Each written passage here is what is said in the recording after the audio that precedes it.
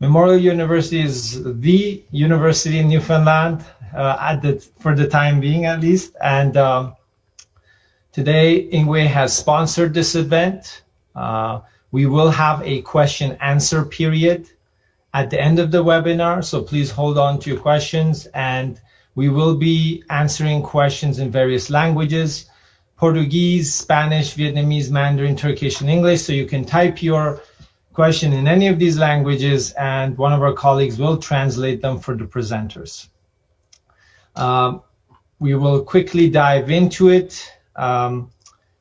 Quick overview of who Ingwe is, sponsoring this event. We're an immigration investment company based out of Toronto. Our team speaks over 7 languages. We have 3 offices worldwide, and we are an immigration company managed and operated by immigrants.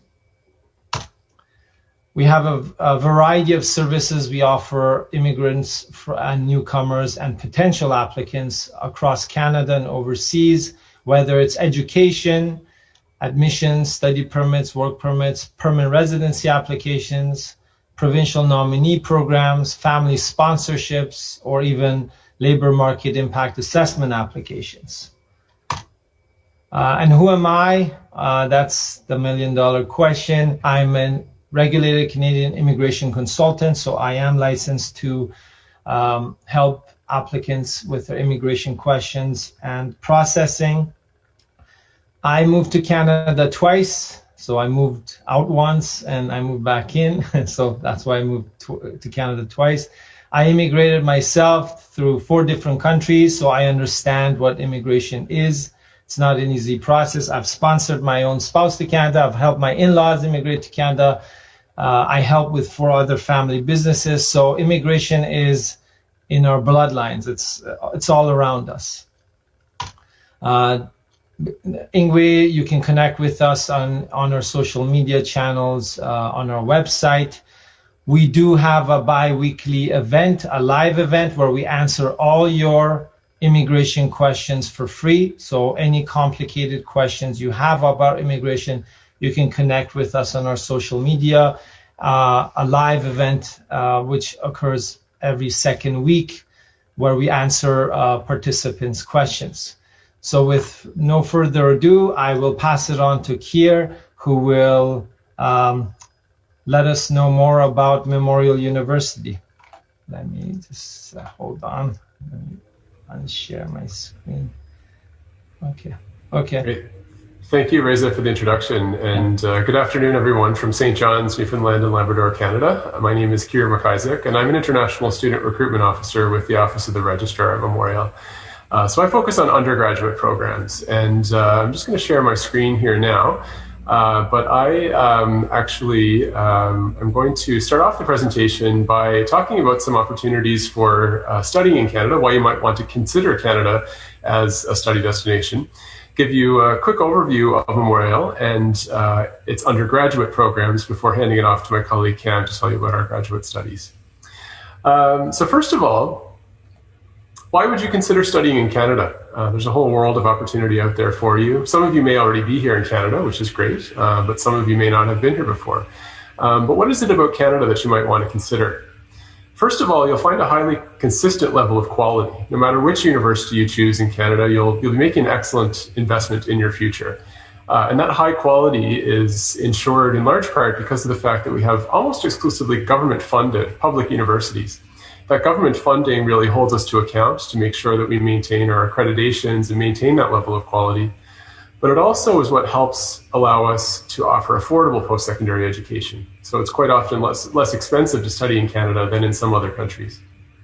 Canada is a multicultural society, a place that welcomes people from around the world to live, study, and work in our country. We celebrate that diversity as well.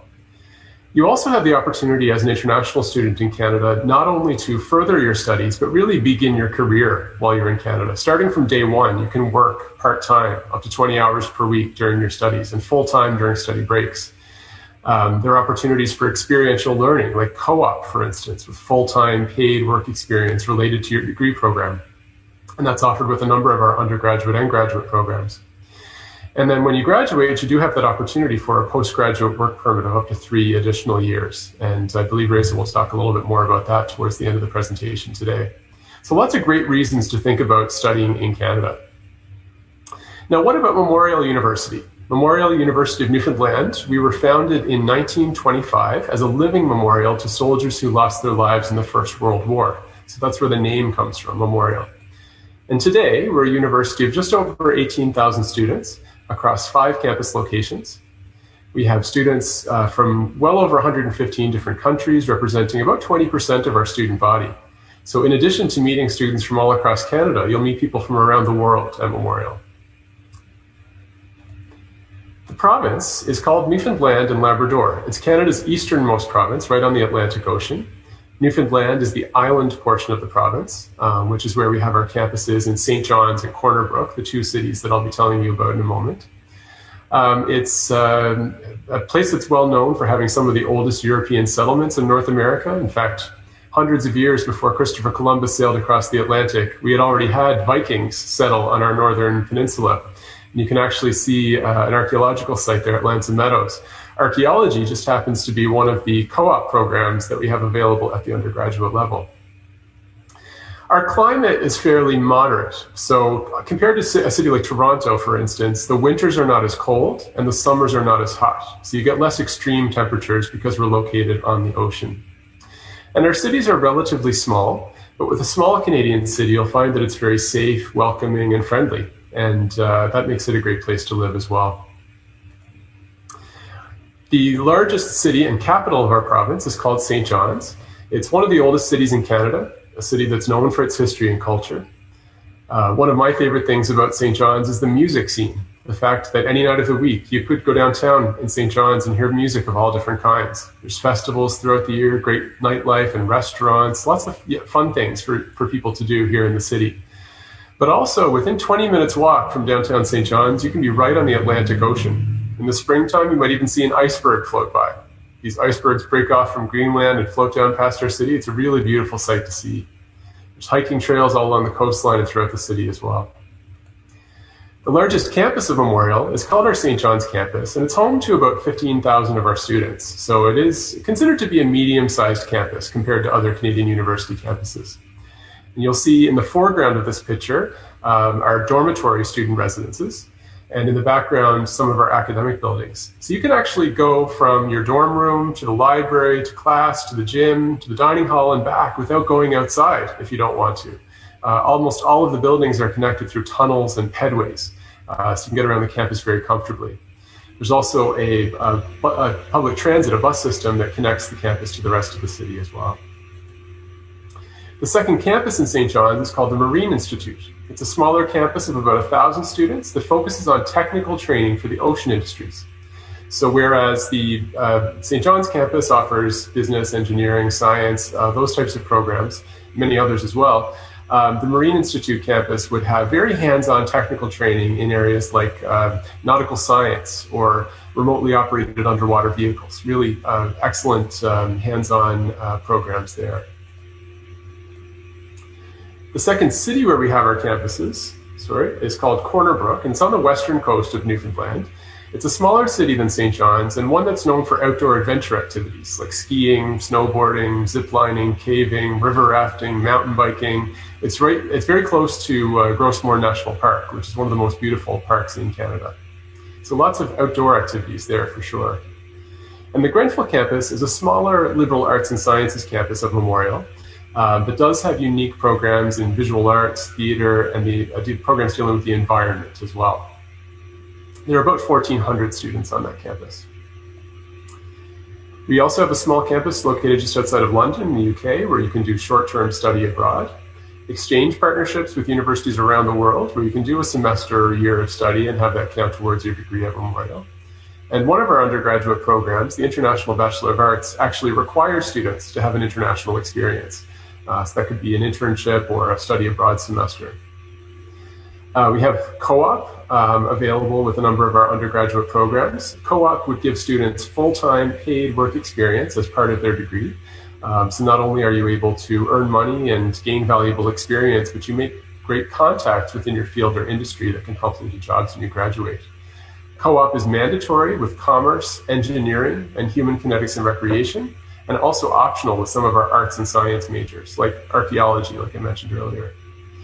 And even before the pandemic, Memorial was a leader in online education, offering over 550 online courses. So even outside of the pandemic, it is possible to complete some of our full degree programs and many of our courses online, which can even benefit a student who is studying on campus. You might want to take an online course to have greater flexibility in your schedule, for instance. At the undergraduate level and even at the graduate level, we are one of the most affordable universities in Canada. And this slide will show you an estimate of tuition and fees for our undergraduate or bachelor's degree programs. With tuition, accommodations, meals, and all fees included, we estimate just under 24,000 Canadian dollars per year. We also offer entrance scholarships to students who are applying directly from high school, up to 12,000 Canadian dollars based on your grades when you apply for admission. And there are other scholarship opportunities available after the first year of study based on your academic performance at Memorial. Now I'll briefly go over the undergraduate programs that we have available. The programs on this slide fall under what's called general admission. So there's a minimum criteria for admission, which is outlined on our website. And if you meet that minimum criteria, you will be admitted to an arts, business, environment and sustainability, or science program. And we do have intakes in September and January for these particular programs. For the programs listed on this slide, we require something more than just the minimum. So for instance, if you're interested in the Bachelor of Music program, in addition to meeting the minimum academic requirements, you would have to do a music theory and sight reading test, an audition, and also have a letter of reference from a music teacher. For our engineering program, we're looking for strong grades in math, physics, chemistry, and English, and a higher English proficiency score for that particular program. So depending on the program, there would be some additional requirements for these programs. Our education and social work programs are excellent foundations for careers in education or teaching or social work, but they're not available directly from high school. So there is some prerequisite study that you would do at Memorial first before applying to one of these programs. And for the Marine Institute programs, the website for the Marine Institute is the best resource because each individual program will have some slightly different requirements. A note about our health professional programs. We do offer medicine, nursing, and pharmacy. However, admission to these particular programs is very competitive, and preference is given to Canadians who are residents of the province of Newfoundland and Labrador. So it's not impossible, but it is highly competitive to gain admission to these particular programs. The Doctor of Medicine program does require a full bachelor's degree prior to admission. The nursing program is available directly from high school, and the Doctor of Pharmacy program requires 1 year of study in the sciences prior to admission. But it is possible to combine areas of interest as well. So for instance, we offer joint degree programs in arts and science, arts and commerce, and music and business administration, allowing you to complete 2 degree programs normally within a 5-year time frame. It is also possible to do a joint or double major, so you can combine areas of interest within the same faculty or school, to do a minor from a different faculty or school, or to add a certificate or diploma to your degree program. Some of our popular certificate and diploma programs include criminology and creative writing, for instance. So these would be opportunities for you to kind of add on to your program there. We do also have a couple of options in business administration. There is a certificate and a diploma at the undergraduate level in business administration. But just note that those programs, while shorter in length, they're shorter than a bachelor's degree, they do require 5 years of working experience. So there is some more information about that on our website as well. Now, just to finish up on the undergraduate side, you can find more information about our undergraduate programs through our Facebook, Twitter, Instagram, Snapchat, YouTube accounts. There's a variety of ways to follow us there. For all of our campuses, you can get an idea of what the campus really looks and feels like through our interactive campus map on our website. If you're looking to apply for undergraduate admission, the application is still open for fall or September 2021 admission for most programs. and the deadline is March 1st for general admission. After you receive an offer of admission, then you'll be able to apply for on-campus housing. And this is my contact information. I would welcome you to contact me directly at the email address provided there if you have any questions about undergraduate programs at Memorial. And you'll also see the websites for our three main campuses, the St. John's, Grenfell campus, and Marine Institute. So with that, I will turn it over to my colleague, Cam, to introduce graduate studies at Memorial.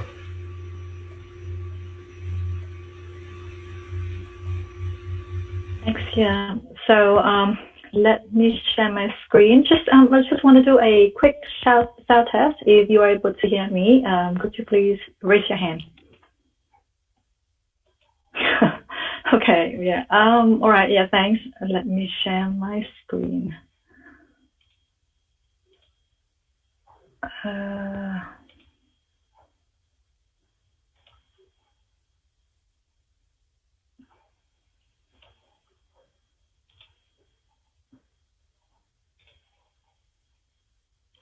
Okay, so are you able to see my screen now?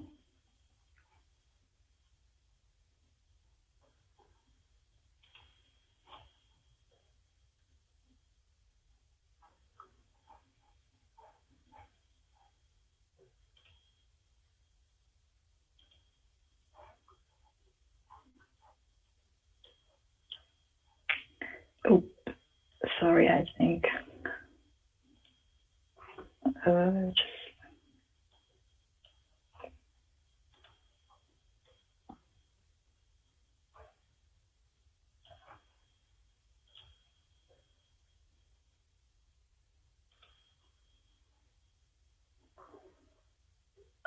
Okay. All right.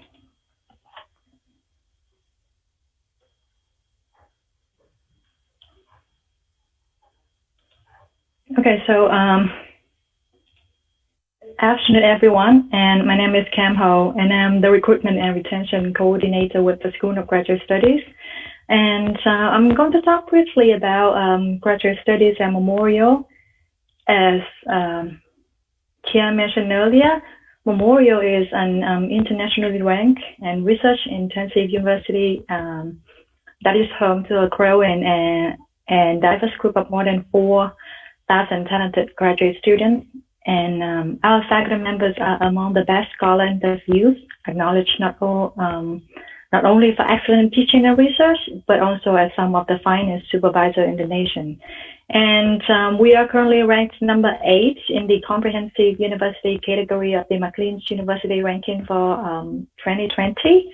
And in addition to some of the lowest tuition fees in Canada, we have funding opportunities to help you complete your degree program. So let's take a look at your option at Memorial University. As a comprehensive research and teaching university, Memorial offers more than 110 graduate diploma, master, and doctoral programs. You will find our graduate program grouped in 4 categories on our website. Programs offered by our Faculty of Humanities and Social Science, and interdisciplinary programs, which are offered jointly by different faculties, schools, or departments, and professional programs, which are primarily geared toward a specific industry or professions such as nursing, pharmacy, medicine, or engineering. And finally, the program offered by our Faculty of Science, such as agriculture, computer science, agricultural sciences.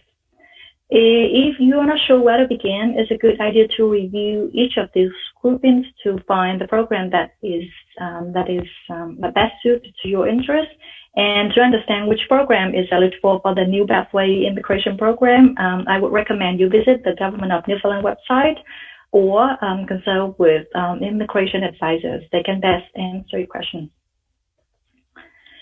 And from the program page, you can find all information about the program of interest, such as the program description, admission requirements, tuition fees, funding, program routes, mode of delivery, and the application deadline. You can also find a link to the departmental website which provide more information about the program, and complete list of faculty members to contact in case you are interested in thesis-based program. So Memorial offers 3 main types of graduate credential. Graduate diploma program typically consists of 3 to 5 courses and can be completed in 1 year of full-time study. Master programs are offered in all faculty, schools, and campuses. There are generally 2 types of master degrees, one focused on research and requiring students to complete some coursework and a thesis, and the other focus on professional development requiring coursework only from 10 to 20 courses. And master programs can generally be completed in 1 to 2 years of full-time study. And research master degree programs and some professional master programs can prepare you for a doctoral degree program, for which you are expected to produce original meaningful research in your field study. And doctoral degree program can generally be completed in 4 to 5 years of full-time study. Next, we'll look at eligibility for admission to graduate program. Admission requirement can vary by program. Generally speaking, graduate diploma and related master programs in the same field have the same minimum admission requirements. Master applicants must have completed or be expected to complete an undergraduate in a related field, which means that you're able to apply for master programs if you are completing your bachelor's degree. And doctoral applicants must have completed or be expected to complete a master degree program. The minimum grade requirements can vary, but to be competitive, you should have a mid-B average or better in your current or prior degree program. Please note that all programs at Memorial are competitive. And applicants who did not previously study in English may be required to achieve a minimum score of English proficiency tests such as IELTS or TOEFL. However, if the language of instruction in your previous degree program was exclusively English, a test is normally not required. And if you attended university outside of Canada, US, UK, and Australia, and the language of instruction is not clearly indicated in your official transcript, you should request a letter from your University of Registrar's Office indicating that English was the medium of instruction. And some programs will require work experience, which means that you cannot apply directly from undergraduate program. A minimum score in a standardized test such as GMAT or GRE or specific prerequisite courses. I would encourage you to visit the program page of our website for your program of interest for any specific requirements.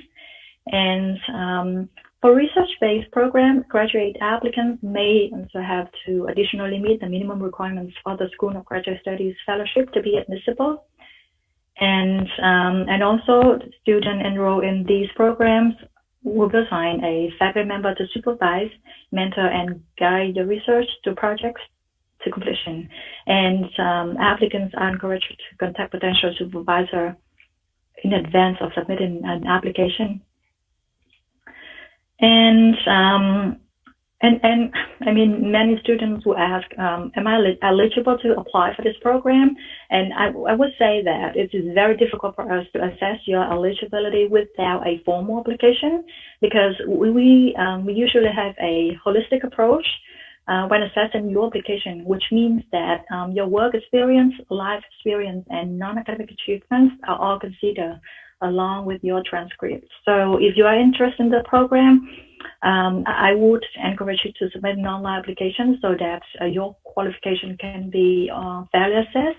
And also the online application will allow you to explain any special circumstances that put your application or your academic performance in perspective. So let's take a look at the cost of graduate studies at Memorial. As Keir mentioned earlier, at Memorial, graduate tuition rates are also among the best, among the lowest in Canada due to the general support of the provincial government in Newfoundland and Labrador. Graduate program fees are charged in regular installments, regardless of the number of courses you take per semester. And the minimum expense from on our website, I listed the link on the top of the page. We'll list all the program fees and payment plans for all graduate programs at Memorial. And in general, for international students, the tuition fees are approximately $4,900 per year for master programs and $4,500 per year for doctoral programs. Other administrative fees or ancillary fees work out to approximately $1,700 per year, and all the fees are listed in Canadian dollars. And I would like to highlight that several programs would have special fees in addition to the tuition fees noted here, and many students would ask, what's the purpose of the special fee? The special fee reflects the additional costs associated with in-demand professional programs in both teaching and administration, and more relative to a traditional research-based program. And again, please visit our website for more details about the fees at Memorial. And also, it's important to remember that for research programs, funding packages are offered to all eligible students. And funding packages draw from three major sources: the School of Graduate Studies Fellowship, Supervisor Grants, and Graduate Assistantships. And there's no need to apply for funding separately. You will be automatically considered for funding when you apply for admission to a research-based program. And if you are successfully gained admission and offer funding, the funding type and amount will be listed in the offer admission. Now we'll take a look at the application process. First, you will need to select a program and check for the application deadline and the available intake. Then identify and collect on the required support documents. When you're ready, you will need to create an account and submit your application form online through our website. And all support documents such as transcript, confirmation of degree awarded, or your resume should be uploaded to the online application. We only require official documents after you are admitted to the program. And for step-by-step on how to apply, and then please visit our website. You can also find further information about the program and deadline through our apply page. And the link listed here also offers you helpful video tutorial on how to apply, select referees, and draft a statement of interest. And that's it for graduate studies at Memorial. If you have any further questions, or anything that we are not able to answer your question about, for your question about grad studies today, I would ask that you email sgs@man.ca, and we normally get back to you within 1 business day. Okay, so now I am. Great, thank you, Cam. That was a great presentation. Thank you, Keir. As you can see, there's still programs open for the September 2021 undergraduate intake period. They even offer short-term studies, which are not 3-year bachelors based on eligibility. And those are some of the lowest master's tuition prices I've seen for international students across Canada. So we're receiving some great questions. We'll answer them at the end of the webinar. And I will dive into the fastest 12 minutes in immigration that you will ever watch in your lifetimes. And I do apologize to everybody if it does seem confusing. There's just too many immigration programs and details to cover within this time frame. Let's do the ABCs of Atlantic Canada. What is Atlantic Canada? The 4 provinces of Canada which are in the Atlantic: Nova Scotia, Prince Edward Island, New Brunswick, and Newfoundland. Newfoundland being the 3rd most populated Atlantic province, but has the largest landmass. Nova Scotia having the largest population, New Brunswick is second in terms of population, and Prince Edward Island in both categories is the smallest. So in case you don't know where they are, when we're talking about Atlantic provinces or Atlantic immigration programs, these are the provinces in the far east of Canada. So let me go into the next. Hold on. Okay. This is a quick graph from StatsCan. During COVID, there has been a huge drop in international migration to Canada, whether it's permanent residents or temporary residents, whether like international students. So if you see the red graph, the red bar in the graph, there's almost a 50% drop during 2020 because of COVID. This has obviously affected population growth across Canada. And if you can draw your attention to the right corner where you see NL, Newfoundland was the only province which actually had negative population growth during COVID. So it's basically hit Canada during 2020, and the Atlantic provinces are typically the ones that have the least amount of population growth. And in this case, you'll see that one of them actually had negative population growth, which is why they're very, let's say, bullish or flexible with new immigration programs to attract more immigrants and international students, international workers to their provinces. Here's a general overview of the differences that you can expect when you're looking at other provinces meaning all the provinces outside of the Atlantic, excluding Quebec, and the Atlantic provinces. Atlantic provinces, again, being Newfoundland, Nova Scotia, New Brunswick, and Prince Edward Island. If you're in these provinces, you're always, you can apply for federal express entry because it's eligible for people inside and outside of Canada, no matter where you are, as long as you meet the eligibility criteria. Atlantic Immigration Pilot Program is only for Atlantic provinces.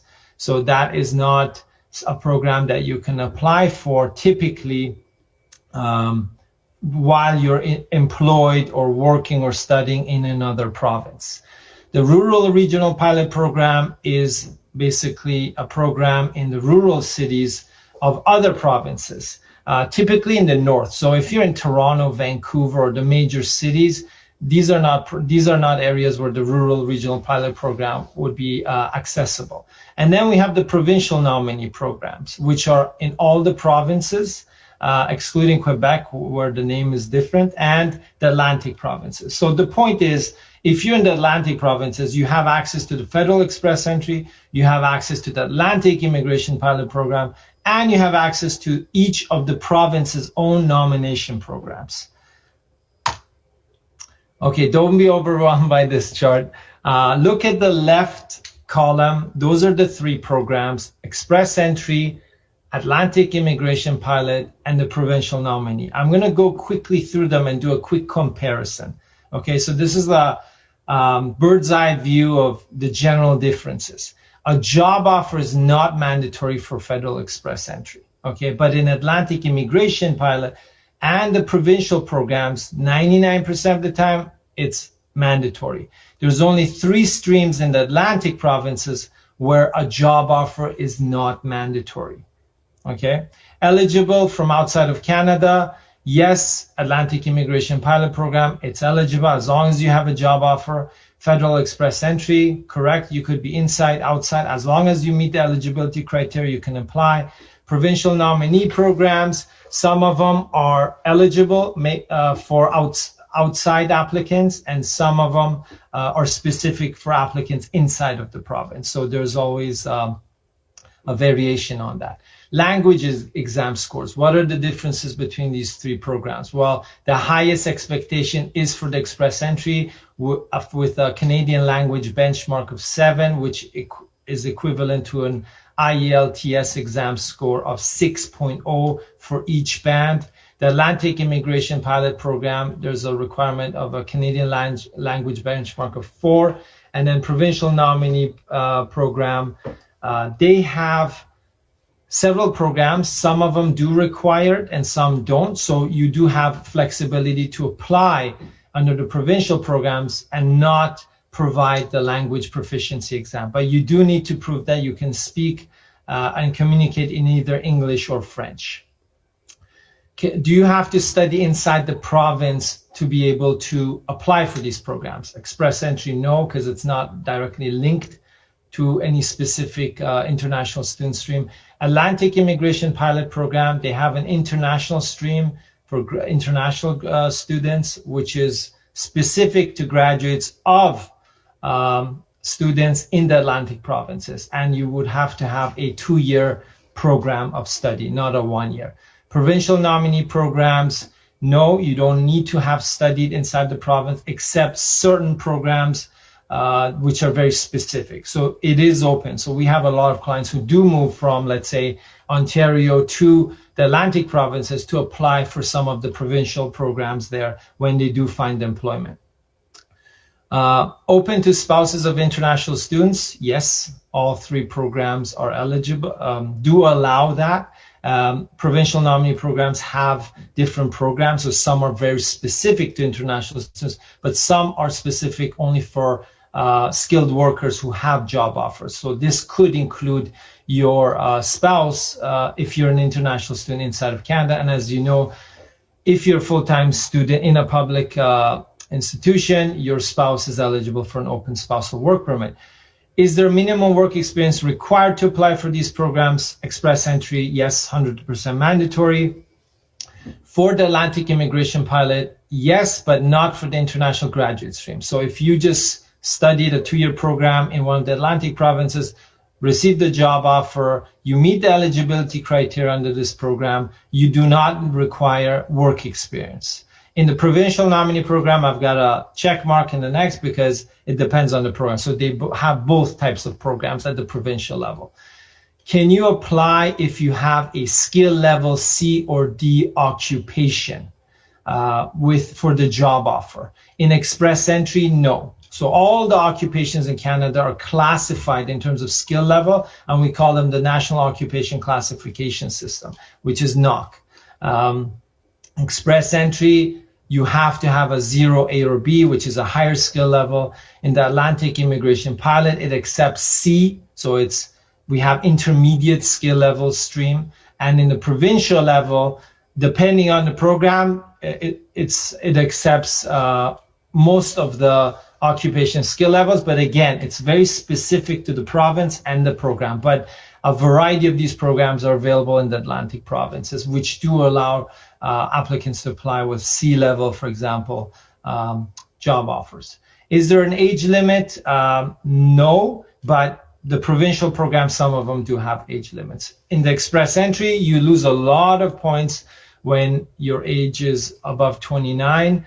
And as you get closer to 40s and 50s, you gain no points for age, but there is no limit. Same with the Atlantic Immigration Pilot. Is it a points-based system? So you have to be careful with this. Express entry is purely based on points, so they allocate points to your age, education, language ability, and other transferability of skills to Canada.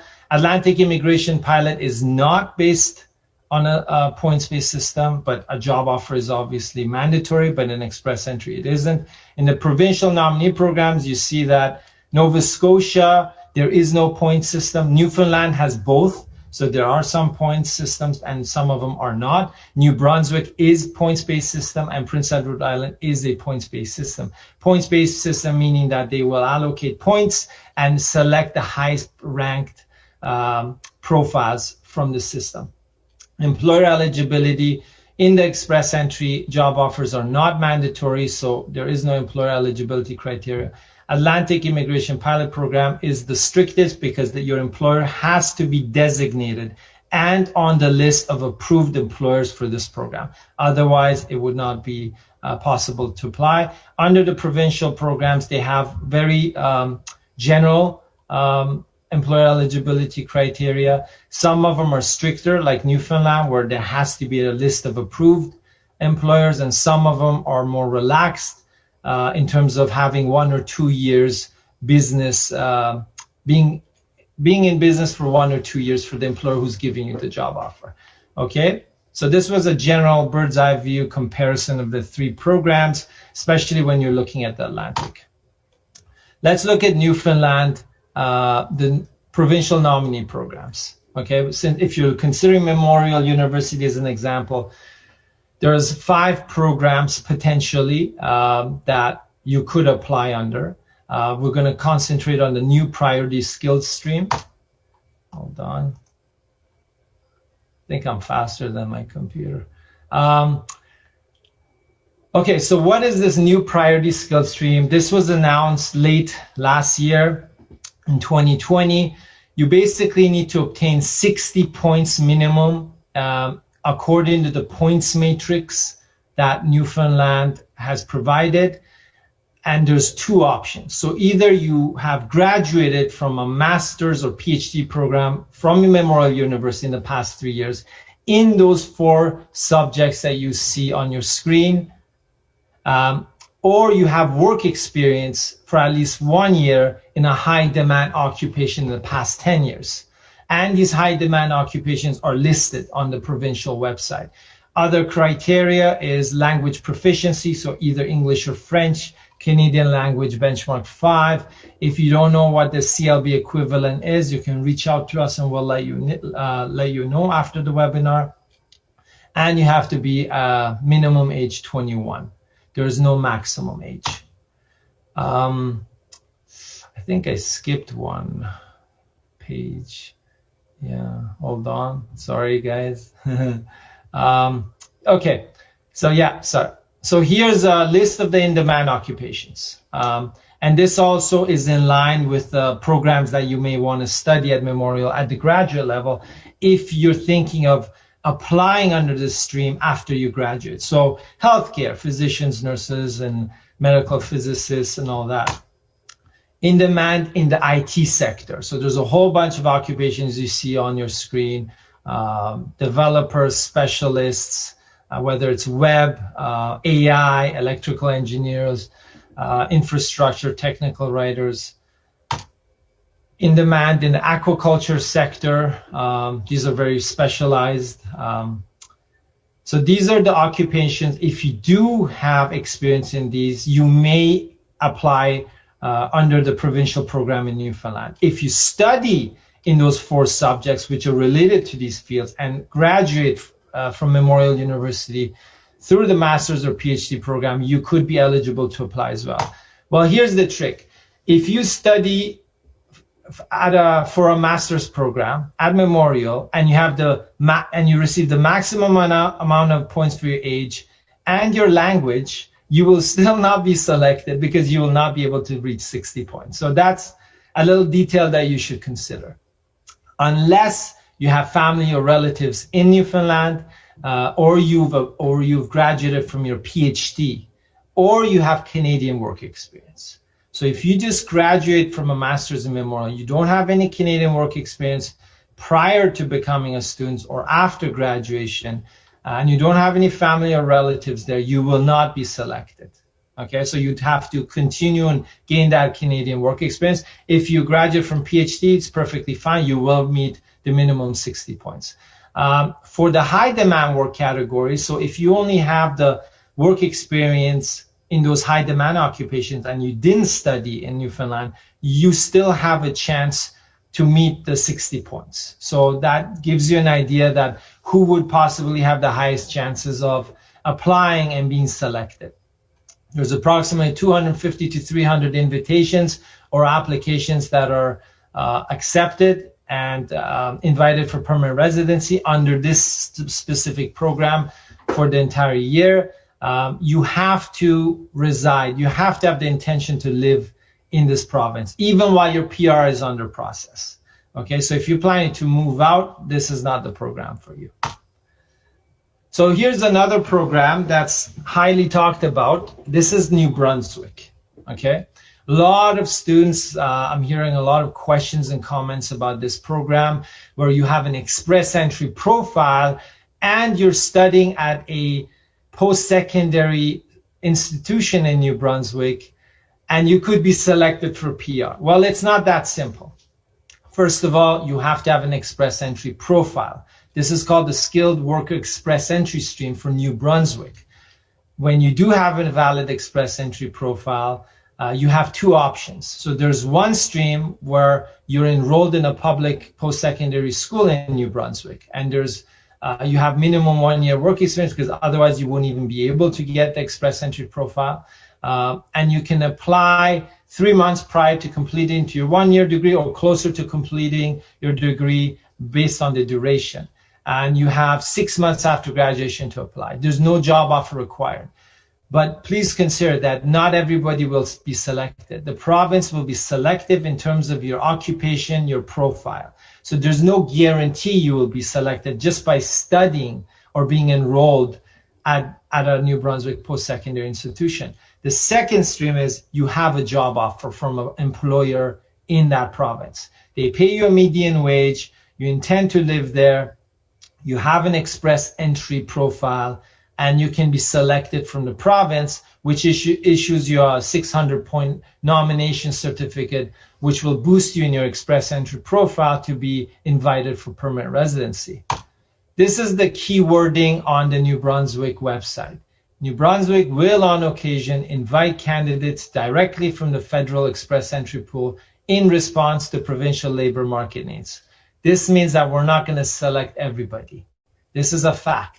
So when they feel like they need nurses, when they need web developers or software developers or financial specialists, they will come into this pool of applicants who've applied under the provincial program with an express entry profile to invite them for PR. So it does not mean by default that if you study at that college or post-secondary institution in New Brunswick that you will be selected for PR in this program.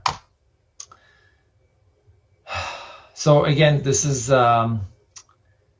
skilled worker non-express entry stream. So there's a non-express entry stream in New Brunswick as well. Again, they have their own points-based system where you have to meet minimum 60 points. You have to have a job offer, okay, a permanent job offer.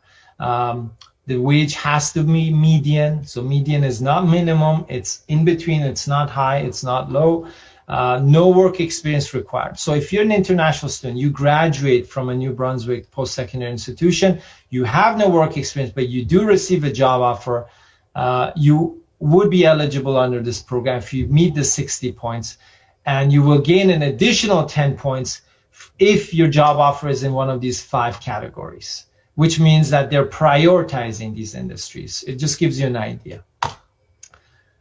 Nova Scotia, I did a general little table because if I want to go into detail for every single Atlantic province, we're here all night.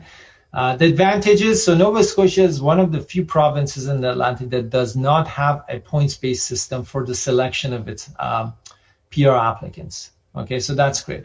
Language proficiency exam is not mandatory for international students. So it means that you have to prove that you know how to communicate in English or French, but you don't need to provide the exam score. International students graduated from outside of the province are eligible to apply under their skilled worker programs. Some of the disadvantages for the Nova Scotia program, you do need work experience. So it doesn't matter if you studied there, you're an international student, or you're not, you do need work experience, minimum 1 year for all of the programs. Age limit, again, max 55. So that's another disadvantage for Nova Scotia provincial programs. Looking at the Prince Edward Island programs, advantages, disadvantages, this is one of the smallest provinces in the Atlantic, and I believe it is the smallest province in all of Canada. The advantages here are there's no experience required, again, for international students who find a job there. So if you do receive a job offer, no work experience is required. There's also no points-based system for the international student stream. Language proficiency exam score is mandatory, like an IELTS or a CELPIP or the French equivalent. And international students graduated from outside of the province are not eligible to apply under this international student stream. So if you have no work experience and you've studied and graduated from another province, don't plan to move there and apply under that program. You would require work experience to apply under the different programs in that specific province. Okay.